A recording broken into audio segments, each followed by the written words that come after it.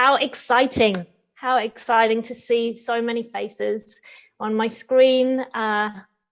Welcome everybody and welcome to Regen Sydney, the first bio. I'm so excited to be here with you all this evening and to open this conversation with 115, I think we had at last count, people. So yeah, fantastic to see you all. We're really keen for you guys to spend some time together as well this evening. I'm Alice. I'm a strategic design and innovation consultant, and I'm passionate about building ecosystems for change that can address the climate emergency. And I'm going to be hosting this evening and facilitating. And we also have a brilliant crew on board with us to help. And in a second, I'm going to hand over to Jason to do an acknowledgement. But just before I do that, I'd just like to introduce the wonderful people who have made this evening possible and who you're going to get to meet as we go through the event. So I'm Alice, as I said. We've got Claire from the Museum of Futures. This is a Regen Sydney organising team. Hey, Claire. Bronwyn Morgan, Professor Bronwyn Morgan of UNSW and the New Economy Network of Australia. We've got Tom and Rix helping us from Wordplay Studios. Pete is on the Zoom behind the scenes from Digital Storytellers. We've got Fern, who's going to be graphic scribing for us, and Kieran, who has been with us the last 7 months, and Mel. So we're the organising crew for this evening, but you guys are Regen Sydney, and we're really excited to have you here.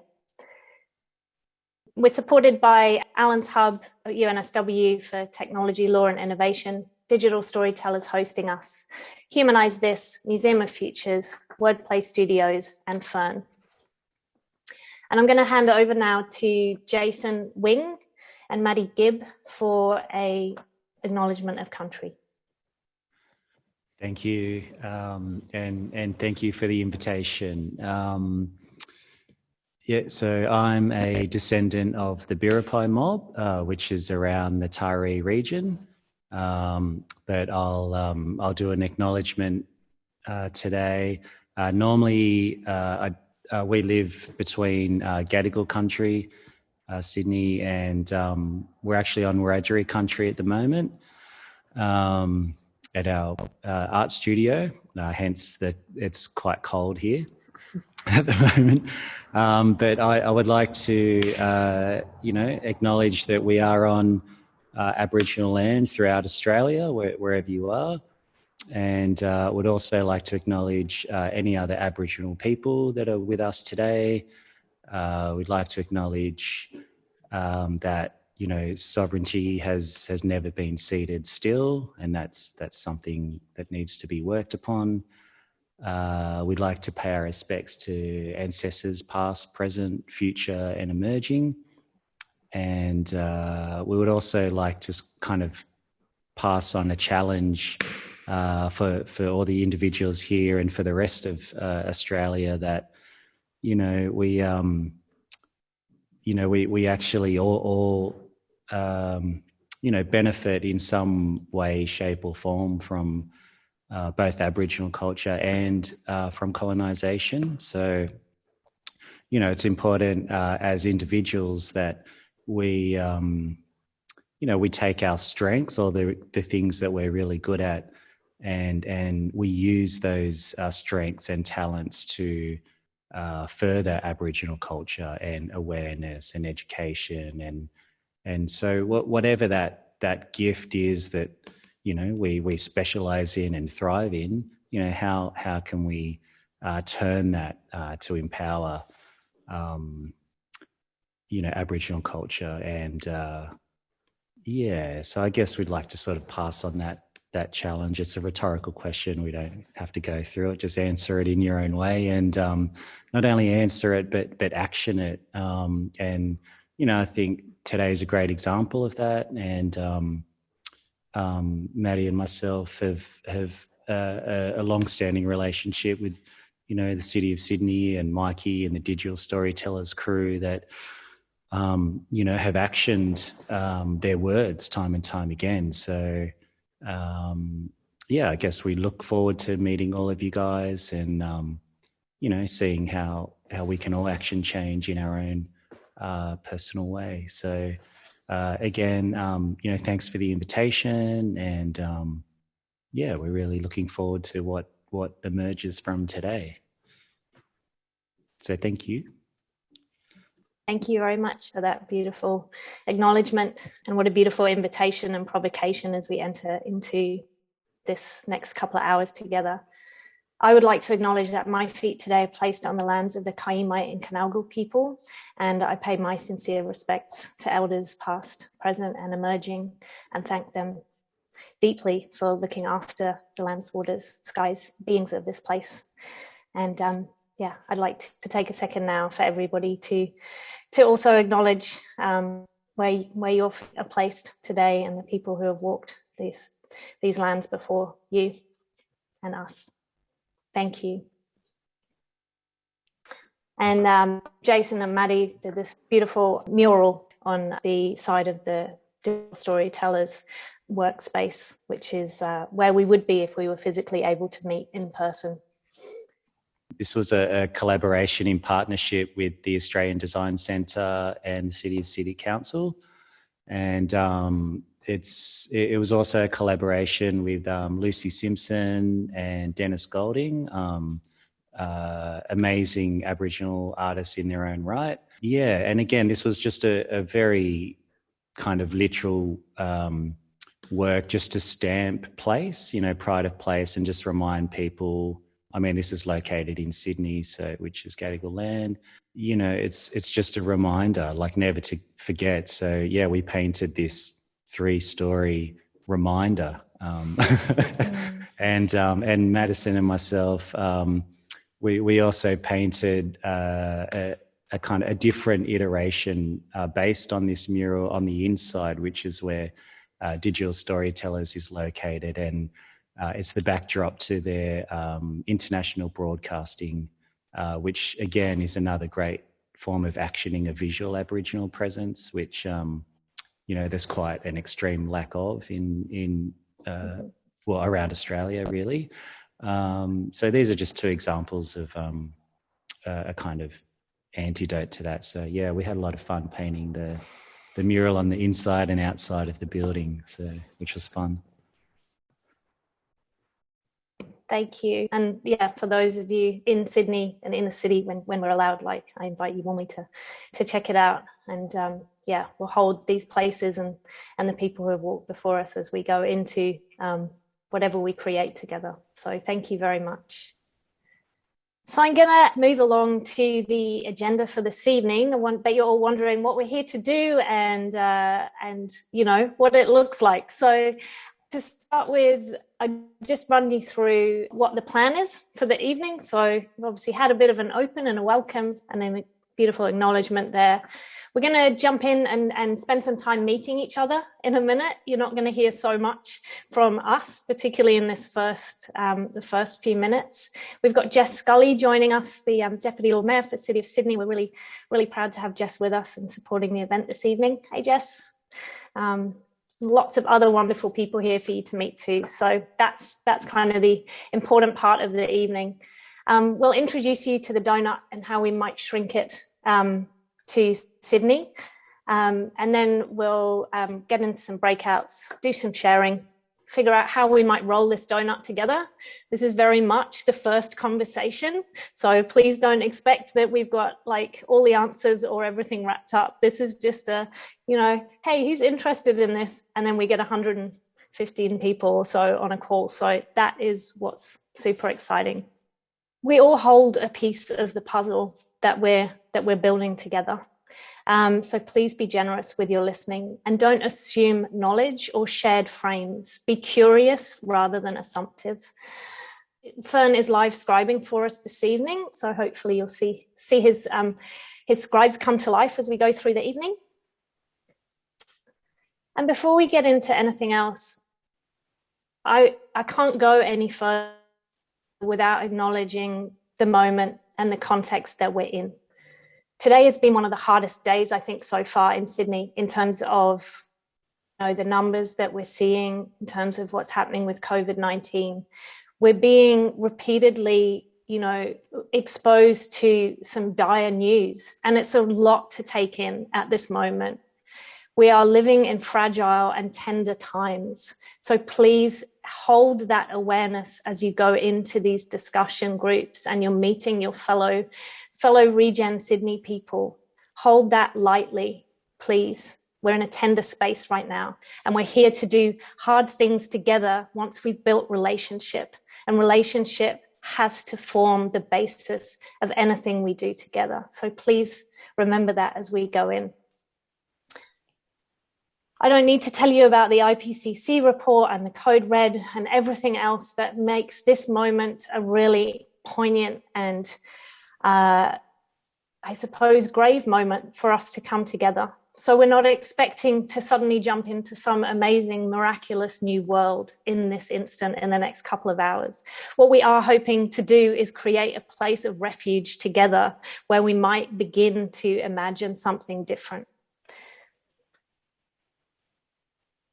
Our story as Regen Sydney started about exactly a year ago with a workshop by Kate Rayworth, hosted by Small Giants. And many of you on the call were in that workshop. I silly put up my hand and said, hey, anyone in Sydney want to convene, want to gather around this idea? And 12 months later, we have some amazing people. So I'm really excited about that and thrilled and grateful to have you, all of us, doing this together. It can feel lonely doing some of the work that we do, I think. So part of the intention of this evening is to visualize and make that stuff visible. So over to us. So where do we live? This was yesterday. We've had a whole bunch of other tickets sold since then. So to get a sense of the 112, 15 or 20, 120 roughly people, this is where we're from as a crew. We have about just over 30% in the northern suburbs, 20% roughly in the eastern suburbs, just a few from the Blue Mountains, and Blue Mountains represent. Lovely to have you guys with us. The western suburbs, 7%. I have a suspicion that actually has gone up quite a bit since yesterday. We've got a few outsiders. Name yourselves. We're stoked to have you here too. Hey, Willow. And then we've got about a quarter of us in the city. So you can see where people are. It's nice to have that sense. What I'd love you to do now is to take a second to change your view to gallery view, if you have it, and scroll through, have a look, see who's here. Have a look, see some other eyeballs. We may not have seen eyeballs. Hello, I'm loving the waves. Hello, there's real people out there. Hi. So see who's here. What's the diversity of us? Who is us? Who are we? And who are the communities that we represent? There's not everybody can be in the room this evening. And as important as who's here is also who's not here, who's not able to be here this evening for lots of reasons. And I know many of you represent communities of people who are not able to be here this evening. So please hold them in your thoughts as we go through. Who are you curious about? Is there somebody here that you wanted to meet, that you're hoping to meet? We're each seeing the city through different vantage points. We're each seeing it through our own sets of eyes. It's nice to see other eyes. And now I'd like you to, for a second, hold a place in Sydney that is special to you. Close your eyes for a second. And I invite you just to go to your favorite place. Perhaps it's a beach, perhaps it's a quiet spot, perhaps it's somewhere that is usually super bustling. And hold that place in your attention right now. What are the qualities of that place? What's there? And what are the gifts that that place gives you? every time you visit that makes you keep going back. Take a second now to just be in that place.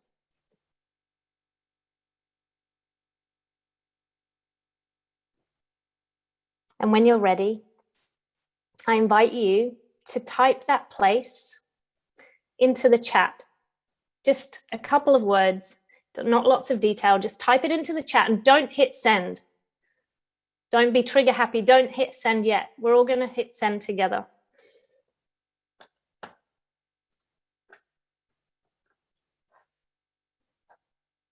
So everybody in 3, in 2, in 1, hit send. Wow. Awesome. How many special people, how many special places do we have between us? I want to acknowledge that we can't all get to those places right now, but they live within us all the time. And they are what gives us our life. And a beautiful question I'd like to share through Uncle Phil Bly that came to me through David Beaumont is, how do we live in this place with joy? And these are the places that give us joy. And this is why we do the work that we do and why we're here this evening. So thank you for sharing those special places with me and with us this evening.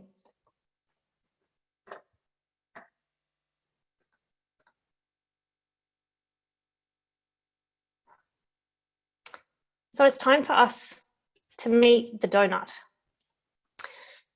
And I'm going to ask Pete to share the video, because there's nobody who can introduce the donut and the city portrait quite like Kate Raworth, who is the phenomenal mind behind this model of new economics. It's economics, a model of economics that is grounded in place, and it's it's inviting us to write a new story together that really centers the things that give us our life, the health, the land, the waterways, the relationships. So I'm going to hand over to Kate now to give us a beautiful introduction to the city portraits and donut economics. Hello, I'm Kate Raworth, and I want to introduce you to the one donut that actually turns out to be good for us and good for cities that want to thrive in the 21st century. And so I offer you a donut. Think of it as a compass for human prosperity in the 21st century. And the goal here is to leave nobody falling short in the hole in the middle of the donut. But at the same time, don't overshoot its ecological ceiling, because there we put so much pressure on the life-supporting systems of this delicately balanced planet that we push her out of balance. We cause climate breakdown. We acidify the oceans. We create a hole in the ozone layer and critical loss of biodiversity and ecosystems. And these 9 planetary boundaries are what Earth system scientists believe hold this one habitable planet in the universe in such a benevolent state for humanity. So the aim is to meet the needs of all people within the means of the living planet. So what if we could take this global concept of the donut and bring it down to the scale that policymaking actually happens at the national level or the city level? And we invite every visionary 21st century city to ask itself this question: how can your city become a home to thriving people in a thriving place while respecting the well-being of all people and the health of the whole planet? And we can take that question and dive into its 4 lenses that make up the city portrait. But where we think that the city portrait really comes to life is turning it into a city selfie. Because we've taken publicly available targets and statistics, but what if the people of the city themselves decided to make it a portrait of who they are today, through the lens perhaps of food or of energy or of housing? Starting by plotting onto the portrait all the initiatives and policies and strategies that are underway to bring that transformation about. Looking for the deep interconnections between the social and ecological, the local and global lenses that create the synergies that are needed. Bringing to bear the visions and the values that people in the city hold dear for what they think will be a thriving future for themselves. bringing in voices, lived experience of city histories and stories from different communities, showing the diversity of experience and life in the city. And then highlighting initiatives that could be taken now that would bring new synergies and take the city from where it is to where it wants to get to. So that's an overview of the city portrait and its idea as a city selfie. We hope that it inspires your city on its own journey to becoming a 21st century thriving city. Thank you, Kate. Nobody explains it like renegade economist Kate. I've tried to explain it in 3 minutes and it's virtually impossible. So hats off. She's a phenomenal mind. So we're here to gather around this donut. You can see all of us with the donut up there. Kate's perspective is that we're living with outdated measures of progress. We're living with outdated models and what she calls intellectual feet that define our trajectory, that define where we're going. We're using GDP rather than relationships, rather than all the work that happens in houses and out looking after rivers and waterways and trees and land to measure our progress rather than the things that give us our life. So that's the conversation that she started, and it's being picked up by cities around the world, which is super exciting. And we're one of them, which is even more exciting. And so, but I guess what's happening is Australia isn't pulling its weight. We're using far too many resources that are stealing and taking from other countries around the world, let alone while meeting our own social needs. So what she talks about, and this is scaled. I just want to, this is a very arresting image. When I first saw it, it kind of stuck with me. And then when you learn that it's actually Australia had to be scaled down to fit on the same map as the others in terms of our resource use. So here we can see our CO2 emissions are some of the highest in the world. Our phosphorus emissions, so fertilizer use, is highest, one of the highest in the world. We are over exceeding our ecological carrying capacity, not only of this country, but of other countries around the world. So how is it, and that's essentially a question of morality. And that's what it comes down to, which is why so many people get obviously very impassioned by this discussion. So we can see that countries like Malawi are not yet, they're living within their ecological ceiling, but they're not yet able to shore up the social foundations, the thing at the center of the things at the center of the donut, which is all the things that make our societies thrive.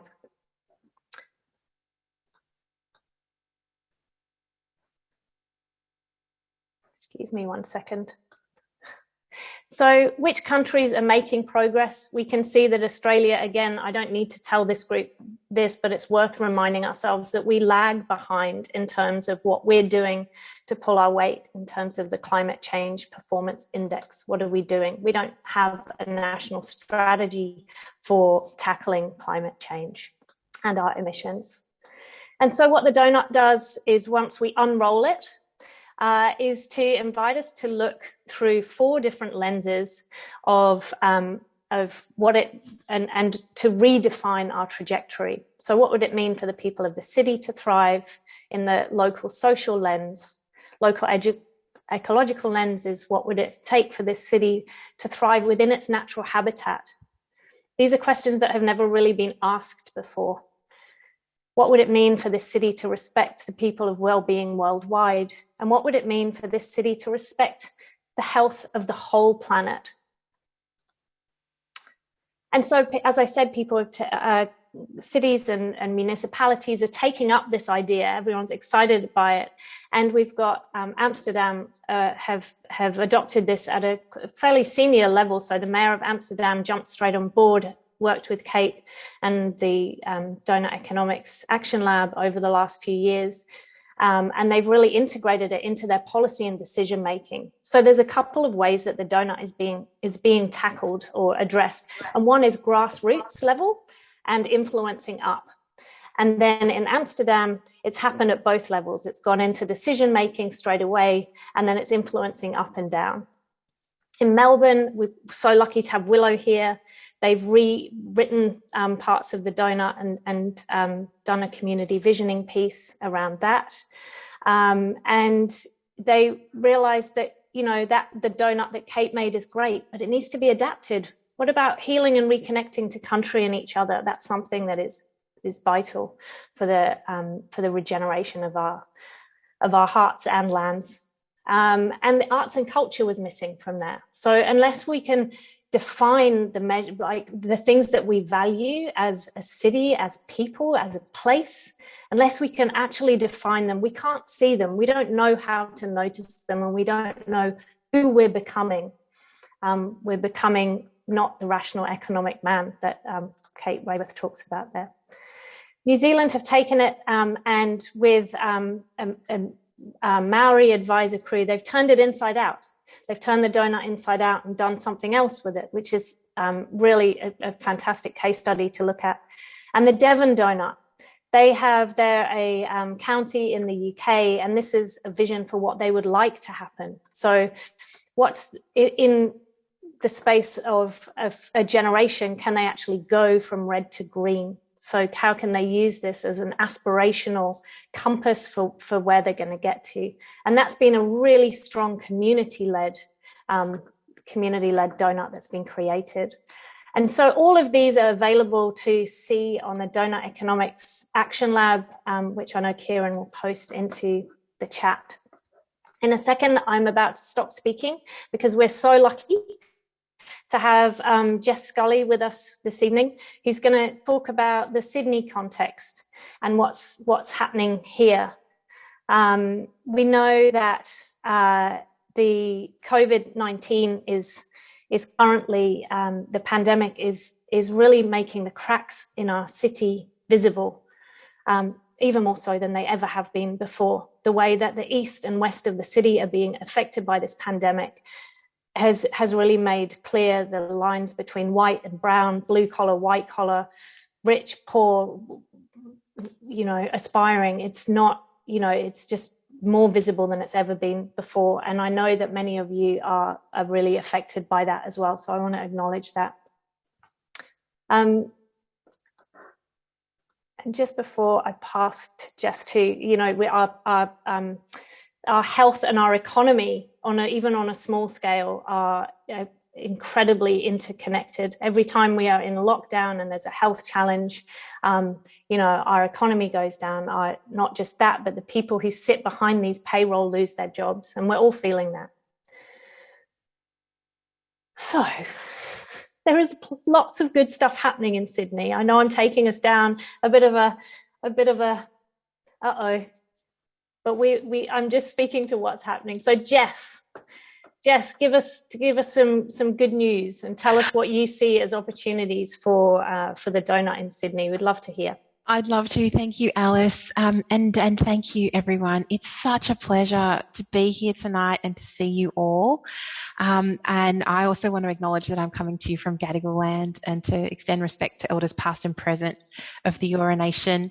I also want to acknowledge all the fantastic troublemakers who are in this chat.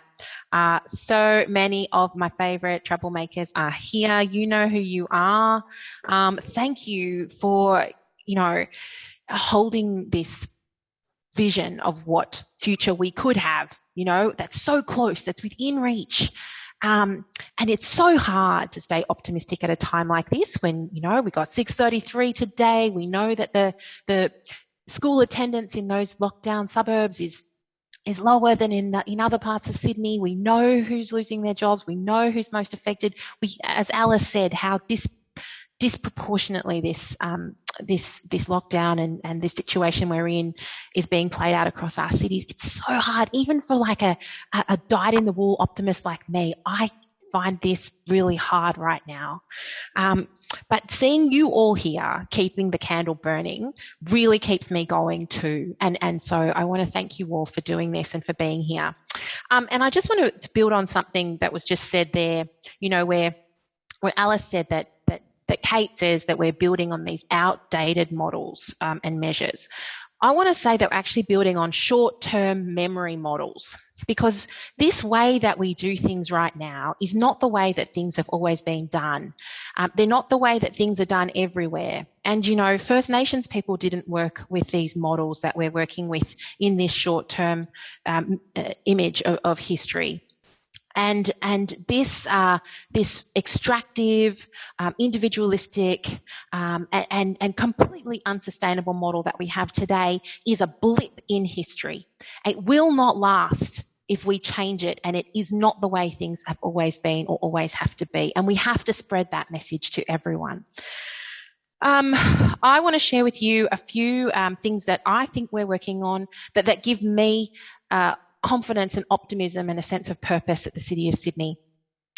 I want to break it down in the following ways. First, I want to talk about what we prioritise. Then I want to talk about who sets the priorities. And then I want to talk about some opportunities in this moment of flux, things that we can grab a hold of. And as people say, never let a good crisis go to waste, and jump on that moment and make some change happen. And I'm going to try and do all of this in like 8 minutes. So let's see how we go. David is laughing because he knows that I've never done anything in 8 minutes. So there we go. Let me start. What we prioritise. We need new metrics. We need new KPIs for society, right? And we've got so many thoughtful people like Kate who are giving us great examples for that. There's a model that I'm focused on here at the City of Sydney, which is community wealth building. Okay, hands up, who's across community wealth building? I know a few of you guys in this chat are, right? So community wealth building is a practice that's had its roots in lots of different parts of the world, in Cleveland, in Preston, in a few places like that. But actually, a woman I spoke to, I wrote a book called Glimpses of Utopia, and one of the most clarifying conversations I had was with a Lakota woman named Stephanie Gutierrez, who told me that actually community wealth building is just orienting society around everyone's benefit, essentially. It's just the way that things have always been done in her culture. And so she, like the donut has translated community wealth building into the Lakota way of community wealth building. The key idea there is to move from an extractive model that takes the wealth that workers, that communities, that artists, that people make in a place and extracts it to some foreign location or some other location or to some hedge fund, you name it. And what it does is it is a more transparent and accountable way of tracking the money that is spent in a community. So I have advocated for, and we now have a draft proposal for community wealth building policy in the City of Sydney. It will be released soon, and I want everyone on this call to please read it and contribute to it. Because if you do that, you can help us set different priorities for how we spend money. Now, something that I've become quite passionate about, which is a surprise to me, is procurement. Procurement is one of the most boring words, but one of the most useful terms, I have to say, in government. You know, at the City of Sydney, we spend $540 million a year outside of wages, which sounds like a lot until you realise that the New South Wales government spends $35 billion a year, and they're the biggest customer in the country. If we made sure that every cent that is spent in our name as citizens goes to a socially, ethically, environmentally responsible and transparent organisation where the wealth was stayed in communities, went to living wages, we would change lives, right? Yes, Sarah, procurement is my fave too. So let's think about how we spend money and how does money move and flow in our community. Let's put that in the donut, in our work on the donut.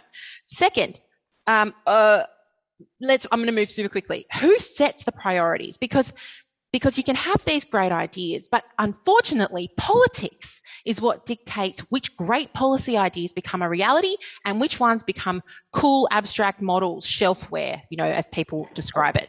Politics really matters. It's why I'm bothering to do it. It's not for entertainment, let me tell you. So I need every one of you to be active citizens, right? And being an active citizen doesn't just mean voting or writing in signing a change.org petition. It means showing up in the boring and specific ways that governments hear, right? Community consultation, community feedback. We need people to be active voices of yes, active voices of change. And you know what? My inbox does not look like that, my friends. I need all of you to come and live in my inbox next to all those people who keep telling me no cycleways, no trees instead of car parks, no affordable housing. I hear from those people, but I don't hear from people like you with the donut ideas in mind.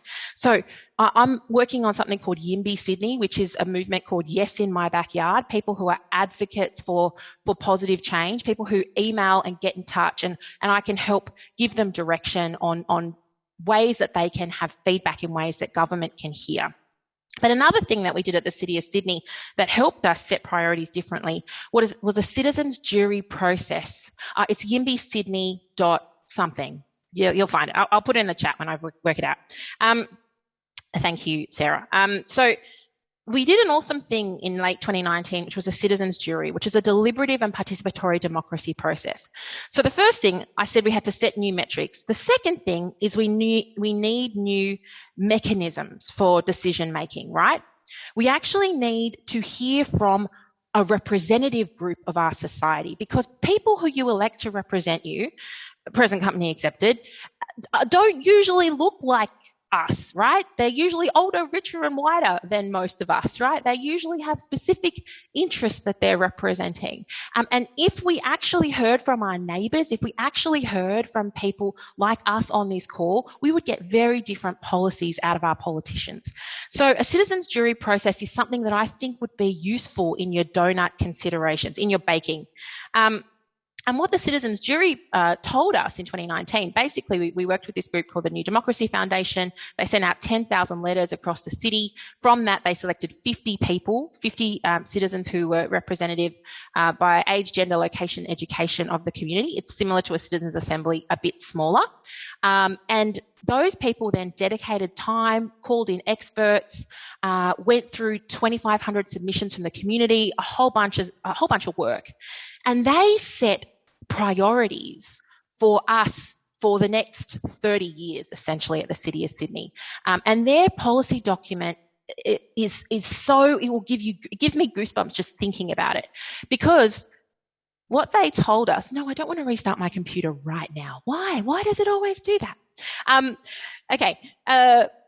What they told us was that we didn't just need to have a sustainable Sydney. We need to have a regenerative Sydney, right?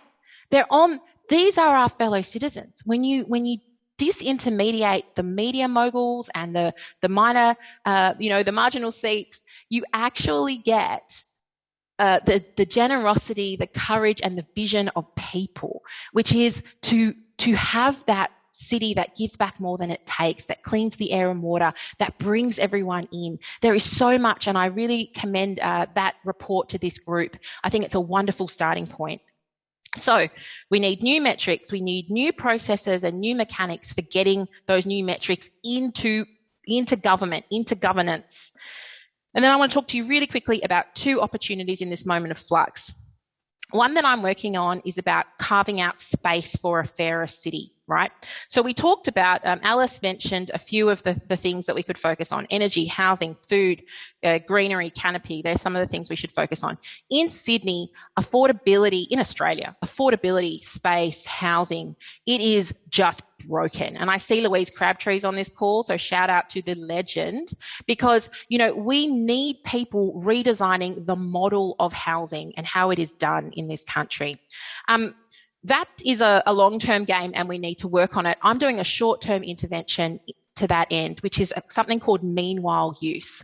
So I'm working with Women's Community Shelters and City West, which is a community housing provider, and trying to work with student housing providers to actually get a temporary use of international student accommodation for women's emergency shelters. I cannot tell you how hard it has been, but it is exactly the kind of thing we need to do. We need to see the cracks, we need to dive in, and we need to just, plant some seeds in those cracks, right? Yes, absolutely. Shout out to built environment people, and shout out to legal people and financial people who work with built environment people, because we need to redesign the model, right? So that's one idea. So meanwhile use is something to explore. And then, the city itself as an organisation does some really fantastic things. And I want to acknowledge the work of our CEO, Monica Baroni. She's been really passionate about a glass circular economy project that she's been working on with 11 other councils in Sydney, which is called Paving the Way. And essentially, and this I think is the lesson for the donut, and I will stop very soon. What they've done is to work collaboratively as both buyers and sellers, right? So local government collects a lot of glass, and that glass needs to have somewhere to go. There's nowhere to recycle that into to have circularity. So then they've worked with transport to get approval for that glass to be used as roadways or as a component to roadway material. Then they've worked with suppliers to be able to process that glass into a workable material. And then they've committed to buy it.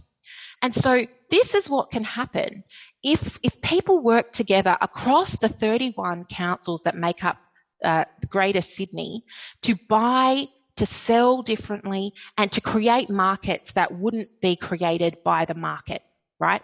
So these are some of the ways that I think we can have really meaningful collaborative intervention and to reset to meet the needs of all while living within the needs of the living planet. And thank you all for being here. Thank you all for lifting all of our spirits through your work as well. Thank you. Thank you for having me. Thank you, Jess. Thank you for that amazing run through of all the incredible work that you're doing. Thank you for all the hard work that you do on behalf of the people of the City of Sydney, and for inspiring everybody else who's not necessarily lucky enough to have Jess as their deputy mayor in their city. Maybe you've got somebody else equally as wonderful, but just for inspiring us and leading the way. So you've given us there some really clear things that we can do and points of intervention that we can look in at there. That citizens jury process I see has gone off in the chat. There's lots of links to that. There's YIMBY out there, and we'll do a full, the chat will be available to people. And we could go through what you've just said, I think 20 times, and find something new in it. There's so much in there. So thank you very, very much. Jess for PM. Yeah, Claire. No, Jess. We won't throw you into that just yet. All right. So thanks, Jess. I'm gonna brilliant. We're over to Fern, who's scribed many of the things that Jess has said. So incredible, Fern, for capturing where we're at today. So what have we got? We're behind our climate change actions. Procurement. Yeah, lots of shout outs for procurement, lots of shout outs for collaboration. Brilliant. We're going to see that come to life even more. Thanks, Fern. That's brilliant. So I'm going to share my screen again, and we're going to jump into some breakout rooms in a second, and you'll all have a chance to meet each other. I'm aware that we've been talking at you for a while, but hopefully we've set some context for this evening. Oh, it's awesome to see some kids on the call too. Hello, little Collings person. So here's the donut, and hello. This is hello, yay, kids, pets, everybody welcome. So we're going to jump into some breakout rooms in a minute. There'll be 6 people in each room. You'll be joined. They're random breakouts, so you may or may not know other people in the group. We've got a few questions to run to kind of for you to explore together, beginning by who are you? Where'd you come from? Where are you going? Those kind of questions. And then what segments of the donut does your work touch? Which areas are your passion areas or your areas of expertise? Hopefully both. What good stuff is already underway that you're involved with? And as a group, the final kind of question is to weave together, given what the experience and the people that you're encountering in your group, what kind of future could your group create together? So all those questions, it sounds more than it is. Basically, introduce yourselves, a minute or so to introduce yourself, and then some of the amazing things you're working on, feel free to share those as much as you can, and in reference to the donut, if that makes sense to you. Otherwise, there's no skill level required for this conversation. But as we go in, it might help just to think about, on a level of 1 to 5, where are you? Are you a sad bagel down in the corner? Or not a sad bagel, a happy bagel, but maybe just your knowledge journey is just beginning in terms of the donut and how you might apply it. Or are you up here? Have you got like custard in the middle of you? Have you got sprinkles on top? So we're going to have about 20 minutes for the breakouts. We'll try and give you a little bit longer, and then we'll come back for a share back. We're going to have each group should have a facilitator, and if you don't, we'll jump in, and that person is just there to be part of the discussion and take some notes, just so that we can capture what's being said. Everybody clear on that, roughly? You'll be joined into a breakout room in a second. Okay, we'll see you back here in about 20 minutes. 25. Welcome back, everybody. I think we're all back from the breakout rooms. Good, that was fun. That's what we like to hear after a discussion on economics and regenerative thinking. Don't hear that all too much. So I hope you had some excellent discussions in your breakout rooms. I'm just going to re-plug in my microphone so you can hopefully hear me a bit better. We'd love to hear some of those things. Claire is going to join me in facilitating this plenary discussion. So we're going to have about 20 minutes or so just to kind of weave together some of the threads that we've heard in our groups. Obviously, we can't hear everything, but we would like to hear about some of the incredible work that's underway and some of the possibilities that you began to see for a different future together this evening. So the facilitators of the breakout rooms, or the scribes from the breakout rooms, I'd invite you to share in the chat some of the top line discussions. I'll put that in there. Put mine in there. So Claire, what did you hear in yours? Wow. Where are you? I'm here. Hi. Hey. We had like a sort of like the rock star team of urban planning in the built environment and affordable housing, and everyone seemed to know everybody else. It was really exciting and really cool. And I think the future that we sort of imagined was this future where affordable housing was, zero carbon, was cool and green, and lots of ideas around parking garages being used as kind of temporarily for parking, but then kind of turning into housing. So it was a really cool discussion. How about your group, Alice? We were talking about regenerative finance and finance and what it actually means. Like, what is a definition of it? We had a really great mix of thinking, a product designer thinking and manager thinking about custodianship and what that means in environmental management. And we had a sustainable finance expert, and we were talking about what does that mean? How does it change the way that we use our investments, and what are the small changes that we can make when everything seems like a mammoth task? So I'd love to hear from, some of the groups. Is there anybody who would like to share something that they heard, that they got excited about in their groups? Can I share, Alice? This is Dimity. Hey, Dimity, go ahead. Yeah, and also the reaction, down on the reactions tag, you can also pop your hand up if you feel like it as well. But Dimity, go ahead. we talked about a range of things, and there was textiles in there, but we quite didn't get to explore how this might fit in. But we really were exploring the polarity of stories of Sydney and embracing diversity and really being able to bring our whole selves forward. So those stories are really surfaced so that everybody is seen and not hidden, and we get to celebrate each other. And as part of that, surfacing those orienting values that we aspire to as a community. And it's all in the warm-up. So fostering and nurturing those relationships to enable broad participation and deep participation. So that's kind of what we were exploring, which was really cool. Nice. Thanks, team. Yeah, thanks, team.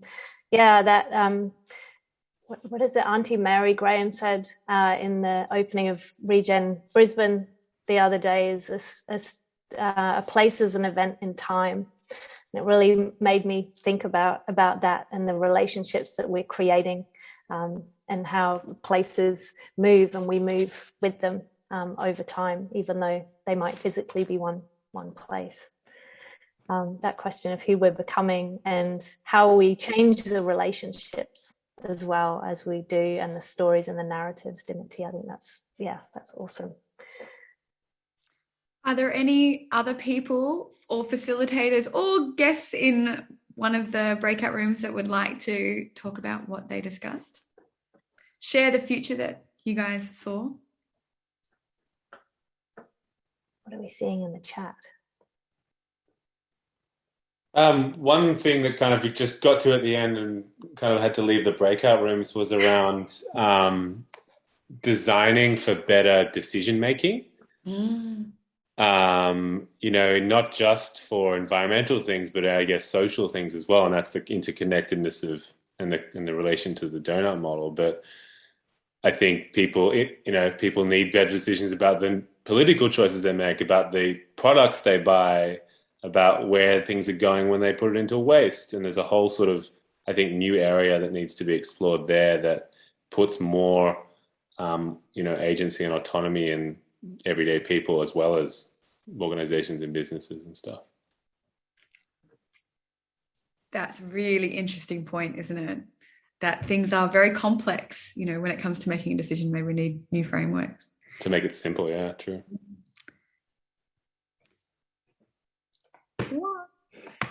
Any other people want to share? Yes, I can go. So I was speaking before and I forgot to unmute myself, and I was wondering why you asking for responses. Always the case. We had a lovely group, very diverse across people from business to artists to outsiders. Not so outside, someone from Coffs Harbour, and we spoke about I guess more about the hopes, and we didn't get down to concrete suggestions for what we could do together as a group, or but the hopes were around what would a fair and just society mean. We spoke about how can we build a future where impact investing is just investing, and social procurement is just procurement. That's just how things are, and this is not some aspirational future.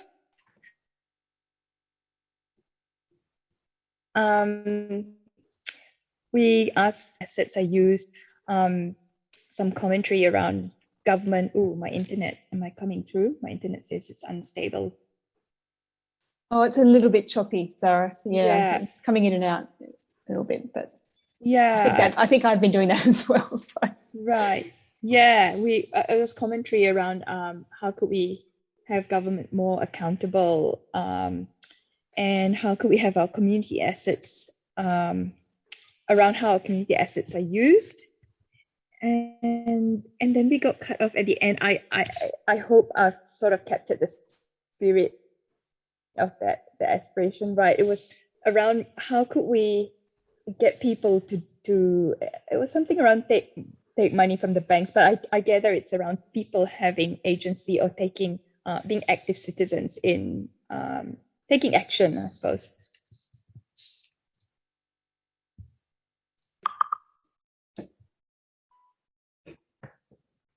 Thanks, Sarah. Sorry, okay. I'll say something. Right. Tarania here. Tarania. Hey, Tarania. Look, there were a few of us in our group, so please, anyone else chip in. But I just thought it was important to say we talked about the importance of listening, of while the issues are urgent and absolutely recognising that we're in this state because we've just focused on reductionistic ways of doing things, and that's not going to work. It's not going to work. And we don't want quick fixes. We don't want to just fix the technical things. It's about cultural change, and we need to really listen to each other, especially listen to First Nations people, build that relationship, build relationships with each other, and really bring forward our collective sense-making. I don't know if anyone else wants to add to that, but that was just absolutely imperative. Okay. Thanks.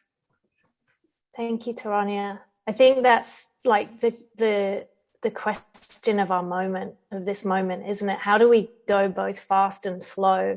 How do we respond to a climate emergency, but also slow down to deeply listen to the people and the places that were regenerative before colonization? And that's a really hard, it's a tension to hold.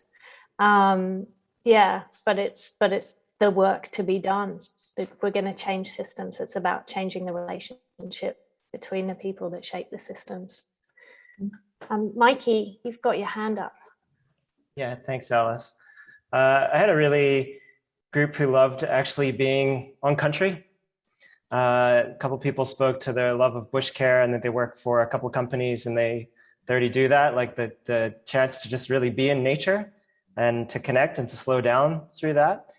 And someone else who was coming from an ecotourism experience. So it got into the very much like, how can we experience together some of these things that we're talking about?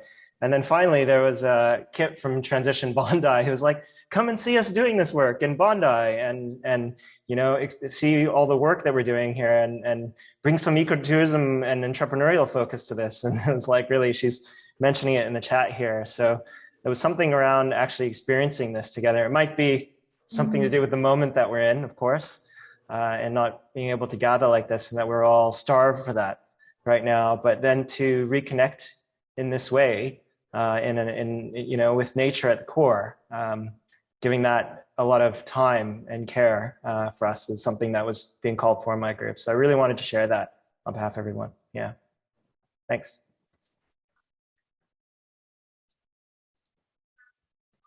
Mikey. Roman, you had your hand up too. Sorry, yes. Claire. I'm going to mute myself.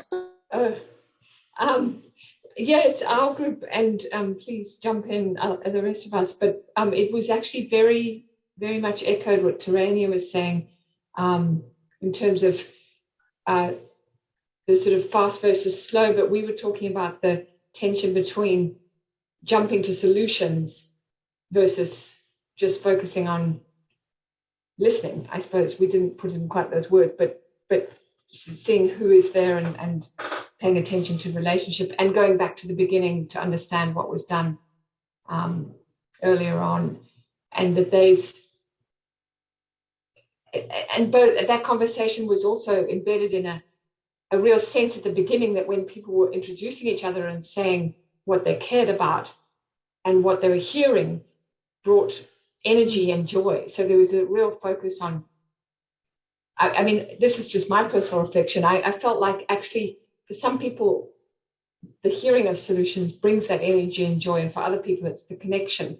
And it's something about maybe pushing each other back and forth from one to the other so that you're actually stopping anyone becoming too comfortable in, oh, we've got this set of solutions. And you slow down and start listening to who each other is. And you do that through what Mikey was saying about place, attention to place. So the other theme that came through in our group was that, again, people we're very connected to work and practices around housing and built environment. I think maybe that's just a strong theme in the group tonight. Although I know we do have lawyers and finance people here as well. So maybe we can just have the lawyers and finance people be servants to replace people.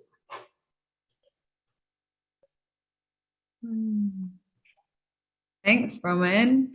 Olivia, you've got your hand up.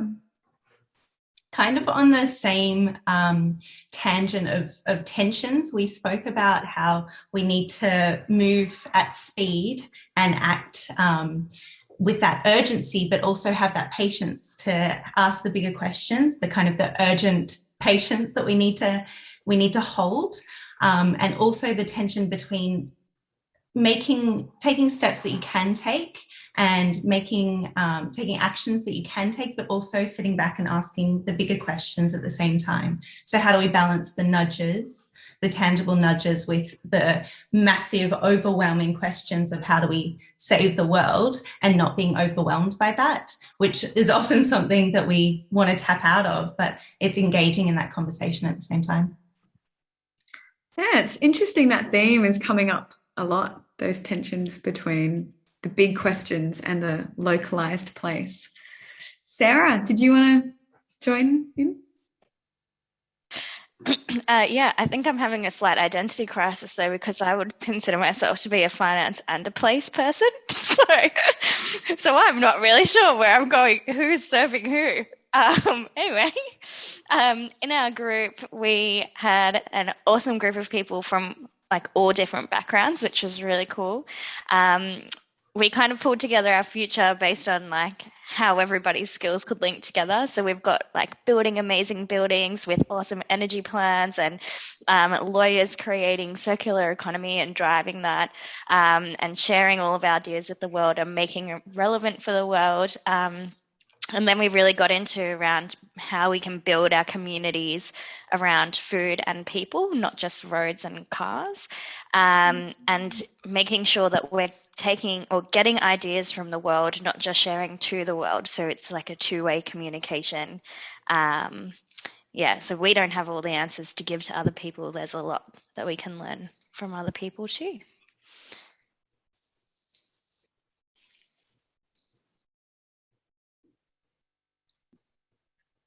So amazing. So amazing. Is there anybody else here who, facilitator or not facilitator, is there anyone else who wants to fill us in on what their group spoke about?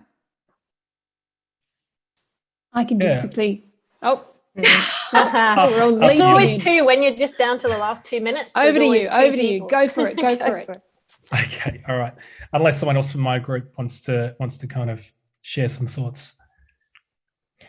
Okay, so we had an amazing, lovely, diverse group of people from actually situated in different parts of different countries around New South Wales as well.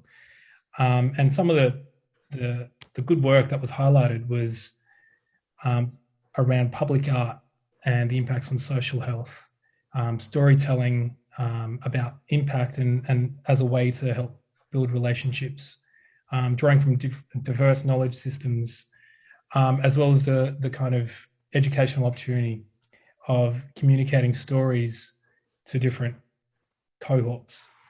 And some of the things that helped us kind of identify was the key role for storytelling, not just to share narratives and change narrative, but also as a way to grapple with the need for diverse stories to change diverse structures to new complex forms. So it's not just telling one story for different people, for one person, but also the different types of stories that you'd need to address council, policy reform, developers, people in law, as well as everyday citizens.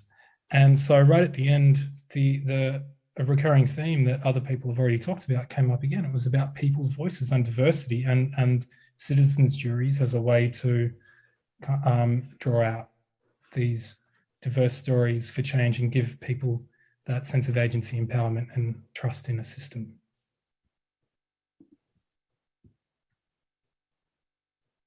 Thanks, Kieran. Mel, did you have one more thing you want to say? Did you want to share from your can great wrap it up very quickly, just building upon, I think, what Kieran just said. We had an amazing group, and of which quite a number of people were from the built environment. And the thing that we came up with, someone mentioned a beautiful metaphor about that buildings have the potential to, buildings that heal or buildings that damage. So just the power that can happen, and that buildings are here for a long time, and that they say a lot about a place. So the thing that we brought together was using, bringing built environment and citizens juries together, and having a situation where people can be part of making change and deciding about housing rather than developers. That was the punchline, I guess. So, yeah, really powerful discussion. Beautiful. Wow, there were so many connecting threads, isn't there? And I don't know, it seems like all the groups had really amazing discussions. What did you think, Alice? There were definitely rich discussions, and I think something that Bronwyn just kind of the metaphor that Bronwyn used about having, this like spectrum between being and doing, and the doers, those who just, I acknowledge those in the group here who are just like, okay, but what does this look like? We need to get started now. Tell us what it looks like. Give us like some really tangible outcomes from this meeting. I want to acknowledge that tension that you're holding. And then there's the people, who probably like me like to spend a lot of time building relationship and doing stuff together to build the relationship. So I'm really kind of seeing that that tension, and I think that's something that we'll always kind of hold together. And maybe it's the beautiful tension in good friends, when you have those friends that are the other part of you. So maybe it's not a tension, maybe it's part of a nice relationship. Yeah. Love that. There's something that kind of like is just like a tension or like a bother or something that I guess still needs to be explored about. I guess the whole thing with creating a donut in Australia specifically and New South Wales specifically, in that it's different from something like Amsterdam, which is a great example of it, which is, I don't know, it's not a colonized land. So there's something a bit, I think it's just maybe a thing that we have to obviously think a bit more deeply on, in that even if we were to transition to a new donut model living, is that model still like within the confines of a imperialist set of structures? Like kind of everything has to change. So it's just something that always bugs me with this conversation is it's like it has to be so much deeper than other countries, and I think the deeper we go, the more value we get out of it in the end. I mean, we get I don't know. Sorry. Dom, thank you for bringing that to this conversation. I can see so many faces nodding as Dom was talking there, and absolutely, as David Beaumont, who's here, who I was chatting to earlier this week, he was saying, we've been eating donuts for 60,000 years. And it just, there's that acknowledgement, like, is it even a donut, But that deep listening, and to the point Cynthia made about Dadiri and bringing that in as a process for all of us. There's constantly going to be that tension between doing and being, and deep listening. So I want to, there's so much to say about that, and we've got about 20 minutes left just together as 92 people here. So I want to acknowledge all the contributions and all the amazing work that is being done and that we've just heard about and that we're dreaming about, from designing new frames to active citizenship, to building communities around food, and building infrastructure around food and community, to redesigning, as Claire's group was saying like redesigning the buildings themselves to thinking how they can be as generous as the natural environment that they are a part of. So I'm just going to close out. We've captured some of these amazing thoughts and inputs that you've contributed and that we've heard today. And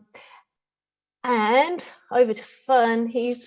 Wow, here we are. Here are some of the ideas that we've just been hearing. Affordable housing, zero carbon, the stories that live in Sydney. Simplicity is key. Amen. Feels like you've got to go through the complex pyramid to get to the simplicity out the other side, the complexity vortex. Yeah, culture and impact of First Nations people and Indigenous input. Yeah, and partnering, I think, is really the key here, and that's something that, you know, we're committed to as we walk forward. Amazing. So we're going to share some of these scribes with you afterwards. We're going to let you know in this last little bit. We're going to talk a little bit now about what kind of happens next and what could happen next, because the story is yet unwritten, but it is sketched. Kate again talks about how can we use these city portraits. So once we were to, if we look through those 4 lenses and we use the whole tool itself as an organizing model for us to come together from all our different viewpoints, vantage points, areas of expertise, how can we use it? And she talks about as it being a tool for transformative action. And like any good donut or baked good of your choice, the key to it is the right ingredients. And so first of all, it can be used as a mirror. So how do we hold up and have a selfie of like who we are now? As we saw earlier in the call, those divisions are, you know, not showing any of us or us as a collective in a good light right now. Who do we want to be? Who are we becoming as a city, as a community, and how can we change some of those measures of progress? So that mission is who are we becoming? Who do we want to become? How do we rewrite that together? The mobilizing part, this is what we're doing now. We're bringing together change makers and people who are already working in some of these ways. The intention is to, hand on the mouse. The intention is to map some of the initiatives and strategies, policies that are already underway. It's a mammoth task. So we're not trying to fit the donut in mouth all at one time to really drive home the donut analogy, but just do the bits that we can and to use it as an organizing kind of tool. We change the mindset. How do we embrace different values and address the ways of working and the narratives that underpin already the way that we're heading? And so that we've just heard a lot. There's a lot of people doing work in that space who are really interested in that space. We can talk about the methods and the tools that already fit in. We know that we've got circularity, for instance, a huge push for circular New South Wales and for circularity within our state and within the country at the moment. But there's other things too that are in there. There's the regenerative principles to bring into there. There's issues of social inclusion and equity, housing, and all of those things in the center of the donut as well. Building momentum. So this is something that is iterative. We're not going to get it all in one go. It's about looking at it as we're in this for a long game. We're not shooting for the stars straight away. We're building that momentum to change and know that it's a relay. Everybody gets tired at different times, and know that there are amazing people out there just looking at the screen who are doing this. Monitoring. So how do we monitor what's important and create better indicators of progress? And then the last one, which Kate does, which is how do we make it fun, interesting, and how do we share the learnings and the stories of success Where do we do that now? Is it on our LinkedIn profile? But as a collective, we're so much stronger. There are so many amazing things happening. How do we walk forward and do this together? You can see Alicia's kids on there too. Hello, Lloyd children. Why are we doing this? Exactly for the future generations. It's stuff that we're planting seeds that we might not see in our lifetime, but it makes life worth living to do it together. So again, this isn't something that is completely new, acknowledging that we need to graft on to what's already here. There's so much work being done at a national level, at a state level, and at a local level. And it's not about creating something new, but giving a greater level of visibility to what's already here. And so the first part of this is essentially this brilliant work by Regen Melbourne, and props again to Willow and the team there.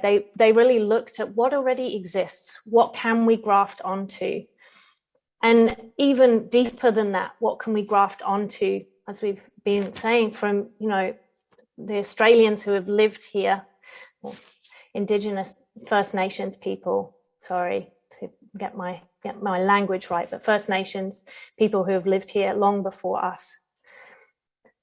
So it's not necessarily a new thing, but a remembering and a connecting piece. And that's the magic of the donut. Sorry, the link has been deleted from the board. And so what could the next 3 to 6 months look like? We're here to write this story together, to figure out what we can do with the donut and how we might adapt it to Sydney. But there's no point bringing you all here together unless we've got some kind of plan up our sleeve to talk to. So this, again, is borrowing from the work that's been done in Melbourne at this point. This is our first best guess of what we could do to start creating a Sydney donut by looking and at the values and the things that we find important.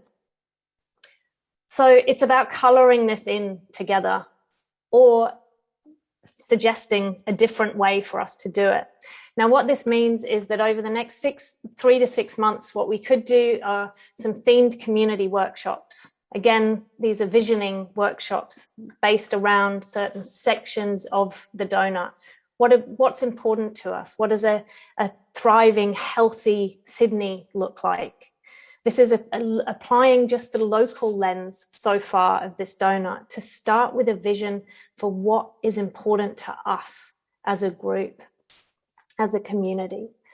So those themed workshops, and then industry roundtables. Again, like how do we action this? How do we work with industry and across, say, law and policy making and built environment, and hear back once we've understood what the values are and we've dug into that. How do we work with industry and different roundtable groups to make sure that we can take this forward, because we need everybody on board with it. So that's about creating a compass for where we might go together. That's essentially what the Sydney donut could look like and act like for us and our city. And then from there, we can create a roadmap for what this looks like over the longer term. At this point, we're a volunteer-led organising group. So acknowledging that, we can't do everything, what some bits that we can do. And as we get funding and as we stand this up, what could we then work towards? So that's the kind of short term. And here's a bit more about the bigger vision and what we could do together. Again, you'll see some bits are coloured in for where we're at, and the rest is for us to colour in together, because we really need your help and everybody's help to make this happen. So there's plenty that you can get involved with and lend your expertise to. With the community groups and the community workshops and things like that, we're going to need facilitators. We're going to need people and representatives from those communities to be invited and come with us. And we'll need all of your help in making that happen. So we've got This is where we're at today. One session, 100 people across communities and sectors. So this is where we kickstart these ideas for a regenerative Sydney. This is the first little nibble of a donut together and seeing who's here and who's interested, seeing what's already happening underway. The plan is from there to create a city selfie and a city portrait. So who are we now and who are we becoming? And how do we make sure that everyone in Greater Sydney can thrive within our means, within our boundaries, ecological boundaries? And how do we integrate better measures of wealth and well-being for our city and have them as a dashboard of indicators? I mean, what if we could plant, I say plant, we can't plant donuts, but what if we could have a donut representative in every council across those 31 council areas of Sydney? And what if they were all feeding into a dashboard of similar indicators and we could literally see how we were doing across those areas? That stuff is not sci-fi. It's possible, but it takes a lot of commitment and a lot of data and input to make it happen. So we need local donuts. This is a Greater Sydney conversation. We need you, and if you've got the appetite to do it in your local area, to think about how you can activate your local communities. We're a knowledge and an action knowledge community. How do we translate and share what we're learning and translate what is currently quite an intangible framework into something that really has results on the ground, and how do we share those learnings back? So we're also, to the extent that we can, wanting to capacity build with that. And that's being beautifully modeled by the Donut Economics Action Lab at this point, which is the global group. So from there, we'd hear some ideas. What's happening? We're going to spark some ideas are going to come out of this. And we can build out an innovation ecosystem, or not necessarily build out, but connect parts of the city where that's already happening. There are a number of innovation labs around the city at this point. Do we have one for regeneration yet? Perhaps not, but we do have Sustainable Futures and various other labs around the city. So again, it's grafting on to what's already here. So it all takes, in order to make all of this happen, what's at the heart of all of this is collaboration and relationships. It's grounding whatever we do in the lived experience of the people that we're here and that we represent. Who's included, who's excluded? That's constantly a question to carry forward with us and to be aware of. And how do we feed into each other's sectors and jump across the boundaries, the invisible boundaries that are part of the donut as it is? Because it makes it look so easy in a way, like here's the individual segments, but we know that that's not how this works. We all cross a lot of those. And lastly, again, regeneration is not a new thing. It's a remembering of what we value and what makes a life well lived. And I think together that we can begin to think of some of those, to come up with some of those indicators. We seem to have amongst us a huge amount and diversity of experience, passion, and expertise to make that happen. So this is really an invitation from here to join us, to be a part of this and to figure it out together. As we say, this is a map, but it's not the whole territory. There's plenty more to be filled in, and we need some tangible, outcomes as well on the ground. So we're going to, from here, not kind of close the conversation. We'll turn off Zoom, and and you all won't have anywhere to go. We've got Tom and Rix from Wordplay Studio have set us up a mighty network. So I know I all teased you and talked about us having a Slack channel to be able to interact. But once we looked at it,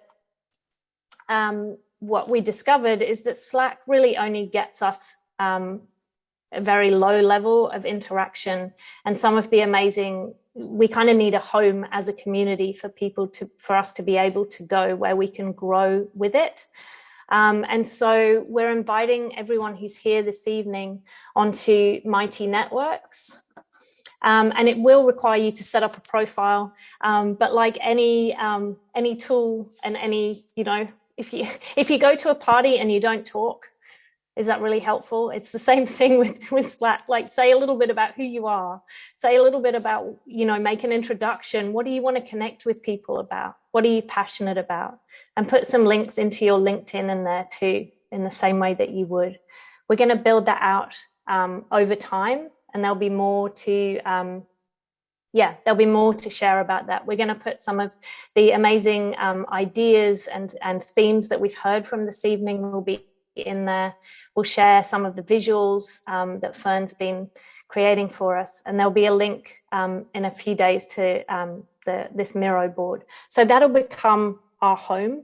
I know it's another tool for us to use when some but some may not be ready for that yet or think that you're not. I assure you it's super easy to jump on board, and there's some amazing communities who are already on Mighty Networks doing incredible work on there. I was part of an Earth Regenerators one, which has 5,000 people on. So I can see a few people looking like they're filling something in or doing something studious right now. So I'm going to stop talking and just hand over to, in case any of the Regen Sydney have any last words that we'd like to share, any of the organising team.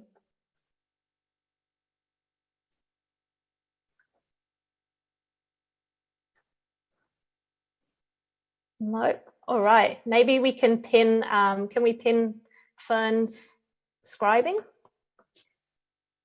We'll recap on where we've been. Here we go. Thanks, Fern.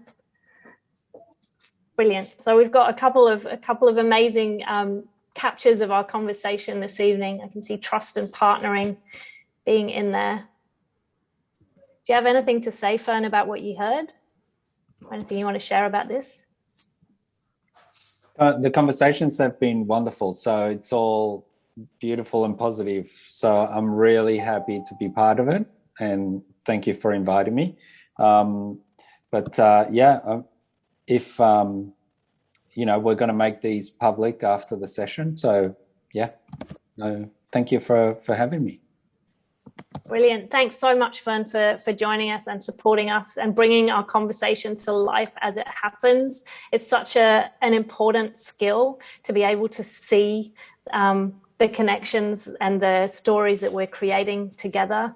Art has such an important part to play in shaping narrative, in storytelling, and we're really glad to have artists like Fern, and I can see Jamie Paul is here, and some incredible art for purpose people. So I think that just leaves it to me to say thank you all very, very, very much for joining. We're excited to take the next step together. We have opened a Wonder room, I believe. Is that open? Do not open the Wonder until your Zoom is closed, because we're going to end up with a lot of feedback, especially if there's 100 people in here opening the Wonder. But tonight we'll be meeting at the Cricketers Arms Hotel in Surrey Hills. The Wonder is open. It's I don't know if anyone's experienced Wonder, but it's a bit more of a social environment. So try and stick to groups of 4, because it doesn't really work how it's supposed to if we're all jumping 99 people into one bubble. Yes, that's a bit on the Wonder. So just be warm to open it. So anyone that would like to continue the conversation, jump over to Wonder. I think this is an absolute nail that we've got 85 people, we've had 100 people, and we're finishing at 8 o'clock on the dot. It's pretty nuts. But we really respect your time, and just want to say a big thank you to Digital Storytellers, to Fern, to the organizing crew. There's so many hands that have touched this evening's event.